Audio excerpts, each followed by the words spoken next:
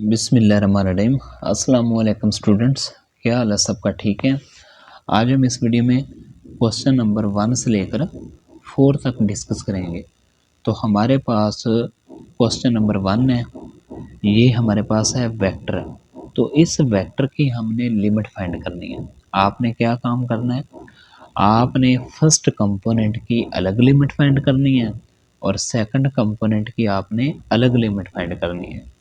और फिर जो आंसर आएगा, यानी कि फर्स्ट कंपोनेंट का जो आंसर आएगा वो आपने यहाँ पे लिखना है और सेकंड कंपोनेंट का जो आंसर आएगा वो आपने यहाँ पे लिख देना है। तो हमारे पास क्वेश्चन नंबर 1 का आंसर आ जाएगा। तो क्वेश्चन नंबर 1 देखें। क्वेश्चन नंबर 1 है, ये हमारे पास है वेक्टर। तो इस वेक्टर का जो फर्स्ट कंपोनेंट है, फर्स्ट कंपोनेंट हमारे पास है t² + 1 ओवर 3t² + 2। इस फर्स्ट कंपोनेंट को उठा के हमने यहाँ पे लिखना है और साथ जो लिमिट है वो भी लगा देनी है। तो अब आपने ना इस फर्स्ट कंपोनेंट की लिमिट फाइंड करनी है। अगर आप t की जगह पर डायरेक्ट इन्फिनिटी पुट कर दें तो हमारे पास क्या फॉर्म बनेगी, हमारे पास फॉर्म जो है ना, फॉर्म बनेगी हमारे पास इन्फिनिटी ओवर इन्फिनिटी, जो कि इनडिटर्मिनेंट फॉर्म है, आपको पता है। तो आपने इनडिटर्मिनेंट फॉर्म से बचना है। कैसे बचेंगे? आपने ना न्यूमरेटर यानी कि ऊपर से आपने t² कॉमन लेना है, इसी तरह डिनोमिनेटर में से भी आपने t² कॉमन लेना है। तो जब आप कॉमन निकालेंगे तो हमारे पास आंसर आएगा 1 + 1 ओवर t²।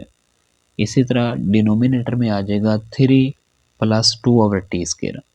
तो अब आपने लिमिट अप्लाई करनी है ताकि हम इनडिटर्मिनेंट फॉर्म से बच सकें। ठीक है।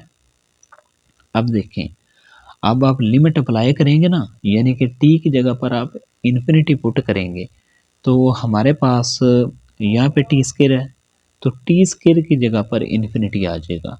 तो ऊपर न्यूमरेटर में 1 है, यानी कि 1 ओवर इन्फिनिट है, तो 1 ओवर इन्फिनिट की जो वैल्यू होती है ना वो 0 होती है।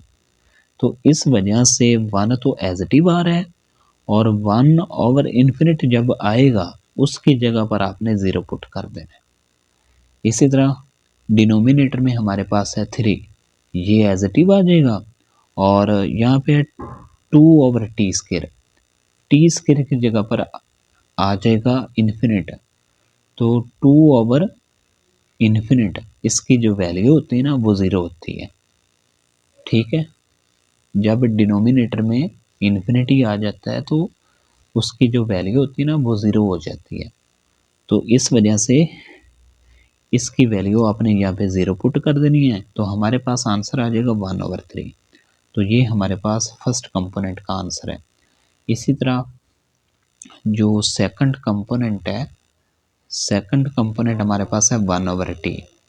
अब आपने इसकी लिमिट फाइंड करनी है, तो सेकंड कंपोनेंट को उठा के आप यहाँ पे लिखें। ठीक है। तो आपने क्या करना है, t की जगह पर आपने इन्फिनिटी पुट करना है, तो 1 ओवर इन्फिनिट बनेगा। तो 1 ओवर इन्फिनिट की वैल्यू क्या होती है? 0 होती है। आप यहाँ पे लिख सकते हैं। ठीक है। तो इसकी वैल्यू आएगी 0। तो यहाँ पे मैंने सेकंड कंपोनेंट की जो लिमिट वैल्यू है वो 0 है, तो यहाँ पे पुट कर दी है। ठीक है। तो ये हमारे पास क्वेश्चन नंबर 1 का आंसर है। अब क्वेश्चन नंबर 2 देखें। ये वेक्टर है, आपने दोनों कंपोनेंट की लिमिट फाइंड करनी है, इस कंपोनेंट की और इस कंपोनेंट की। ठीक। तो देखें जी, फर्स्ट कंपोनेंट की आप लिमिट जब फाइंड करेंगे तो हमारे पास आंसर क्या आएगा? इसका आंसर क्या आएगा? जब आप t की जगह पर 0 पुट करेंगे तो आंसर 0 आएगा। ठीक है। इसी तरह इसका पता है सबको, ये फार्मूला भी है, सैंडविच थ्योरम आपने पढ़ा होगा। तो यानी कि जब लिमिट जो है 0 को अप्रोच करेगी, यानी कि टी अप्रोच कर रहा है 0 को और यहाँ पे है साइन टी ओवर टी, तो इसकी वैल्यू जो है वो 1 के इक्वल होती है। ये सैंडविच थ्योरम आपने पढ़ा होगा, ये फार्मूला ही है, ऐसे समझे। तो दोनों कंपोनेंट की जो वैल्यू है वो आपने पुट कर देनी है। अब देखें इसकी वैल्यू 0 आ रही है, यहाँ पे नहीं लिखी हुई, यहाँ पे आप लिख लें, ठीक है। तो अब देखें फर्स्ट कंपोनेंट की वैल्यू 0 है, तो ये जो कंपोनेंट है इसकी जगह पर 0 आ जाएगा और इसकी जगह पे 1 आ जाएगा। तो इसका जो आंसर आएगा वो क्या बनेगा, सिर्फ जे बचेगा यहाँ पे। तो यहाँ पे देख सकते हैं आप, इस कंपोनेंट का जो आंसर है वो 0 है, इसका 1 है। तो इसको आप इस फॉर्म में भी लिख सकते हैं या यहाँ पे ना जे लिख सकते हैं, ठीक है, अकेला जे। तो ये है क्वेश्चन नंबर 2 का आंसर। क्वेश्चन नंबर 3, ये सिंपल है, आपने तीनों कंपोनेंट की अलग अलग लिमिट फाइंड करनी है। यानी कि आप ना डायरेक्ट भी फाइंड कर सकते हैं, टी की जगह पर आप 2 पुट कर दें तो हमारे पास आंसर आ जाएगा, ठीक।